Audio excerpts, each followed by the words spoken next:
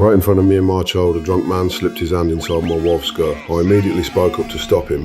No, I'm telling you to get your hands off and behave. But before I could finish speaking, his accomplice pulled out a gun. Seeing that I fell silent, the drunk became even bolder. He yanked my wife into his arms and started groping her. I told my wife in our native language to bollet his ear, then took the chance to kick and grab the other man's gun, gaining control of the situation. I then told my son to pick up the gun from the ground, but the moment my son reached for the weapon, the other drunk grabbed him with a knife to his throat. The other drunk immediately pulled out two guns and said if I wanted my son to live, I better jump off the wagon myself. Watching the cut on my son's neck get deeper and deeper, I was caught between a rock and a hard place.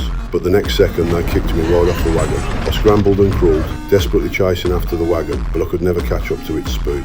Soon the wagon disappeared into the darkness. Just when I was about to collapse from exhaustion, I discovered my son lying in the middle of the road, but he had already stopped breathing. Right then, I could only suppress my grief and continue chasing in the direction of the wagon. After walking for who knows how long, I finally spotted that wagon and the driver lying on the ground. So I quietly picked up the gun from the ground and fired a shot at the wagon. One drunk noticed the horse got spooked.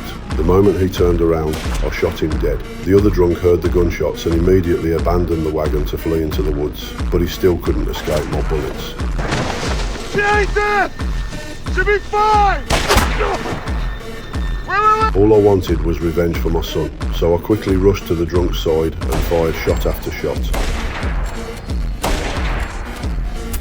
Only after emptying all the bullets did I come to the front of the wagon, but by then my wife was already dead inside the wagon. I thought bringing my wife and child to America would give us all a better life together, but I never expected that now we'd be separated by death itself. My only older brother came home to see the two bodies on the bed and could only hold me as I cried in anguish. But what I didn't expect was that this was just the beginning of that. One of the two drunks I killed turned out to be the brother of John, the town's local tyrant. John had absolute control over the town. He threatened the sheriff and the mayor that they had 12 hours to find his brother's killer, or else he'd make the townspeople pay with their lives. In that very moment, my older brother and I had just arrived in this town. We were planning to sell my property to the mayor and leave this heartbreaking place together. But the mayor used the town's unrest as an excuse to slash my asking price by several times. Already heartbroken, I agreed without much thought. But this move aroused the mayor's suspicion. Shortly after I left, the sheriff's men blocked my path. I was about to turn around and flee when a gunshot knocked me off my horse.